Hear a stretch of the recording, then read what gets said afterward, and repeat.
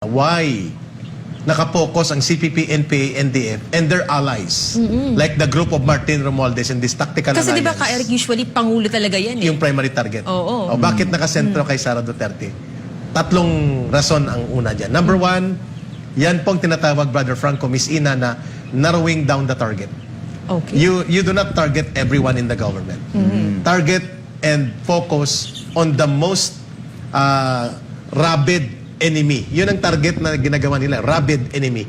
Yung pinakamasugid na kalaban ng CPP, NPA, and the NDF in the entire current administration under the government of PBBM or ni Pangulong Bongbong Marcos Jr. is Sara Duterte.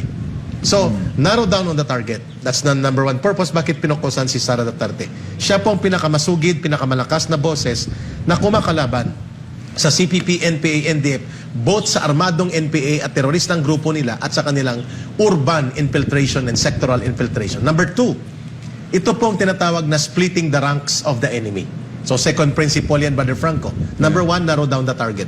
So if you have 10 targets na gusto mong sirain, you do not right away hit 10 of them. So piliin mo yung isa or dalawa na pinakamasugid na doon ang gagaling ang threat sa iyo. So coming from the CPP, NPA, NDF, it's Sara Duterte. Yeah. And of course, sa likod ni Sara Duterte, Eduardo Anyo, Pero General Torres, AFP, PNP.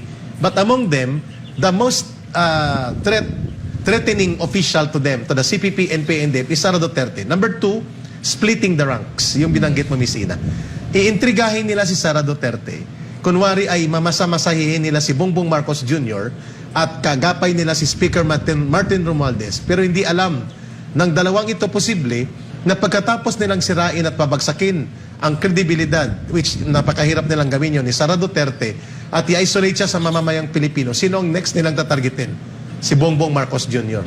Sigurado yan, Martin Romualdez. Take note of that. Ano ito'y analysis lang hindi to totoo mga kababayan Yes. dahil may commented doon. Yan po ba ang ginagawa talaga niya? Ito ay principle. Ano lang po ito sa nakita? Principle po ito kung paano gumagawa ng tactical alliance ang CPP, NPA, NDF. Ibig sabihin po, they're splitting the rank ng koordinasyon at cooperation sa pagitan ni Sara Duterte at ni Bongbong Marcos Jr. So, splitting the rank, narrowing down the target. Number three, ito po yung tinatawag na isolating the most or the fiercest enemy at a time.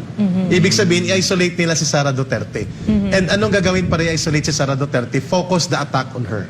Narrow down the target, split the ranks and the alliances of your enemy, and isolate the most or the weakest and the strongest, and then concentrate on the fiercest, sa pinakamasugid, mabangis na kalaban. Yun po ngayon ang ginagamit kay Sara Duterte. At sino po ang may ganitong kakayahan sa pagmaniobra ng ganitong splitting the ranks, isolating our government official, and making them go against each other, at upang sa ganon ay mapahina ang buong gobyerno at istruktura at mga namumunong opisyal ng pamahalaan. CPP, NPA, NDF ay may ganyang kakayanan. Ano po ang tawag nila dyan? Different level of conducting United Front operations work or tactical alliance building operations. Mga limitadong tactical alliance nila ito. Ginamit nila ito sa panahon ni Joseph Estrada. Nung panahon na pinapabagsak nila si Joseph Estrada, ang kaalyado nila si Gloria Macapagal Arroyo.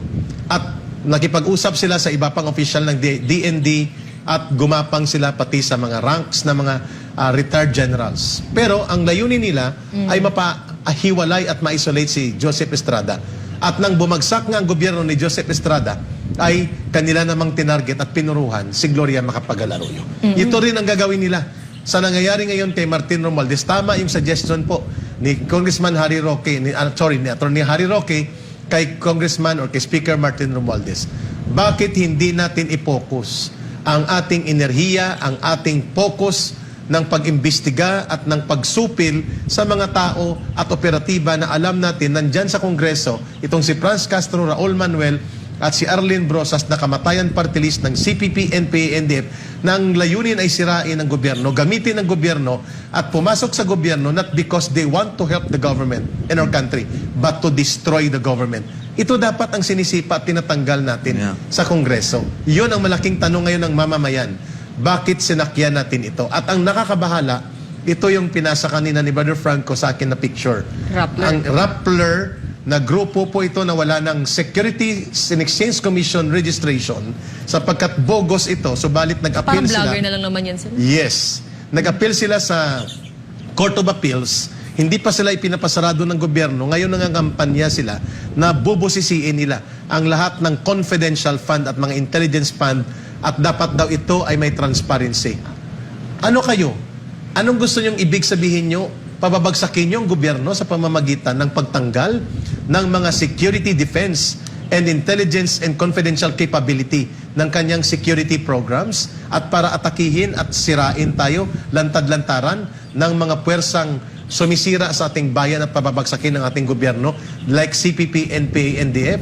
Dapat siguro, Secretary Eduardo Anyo, sir, at sa ating mga pamunuan sa NTF-ELCAC at sa National Security Council, ipatawag natin itong Rappler sapagkat they are promoting and inciting the people at the minimum to do seditious acts to the detriment and disadvantage of the government by using the issue of confidential and intelligence fund, pero ang kanilang tinatarget ngayon ay pahinain ang kabuang istruktura at kabuang programa ng pangseguridad ng ating bansa.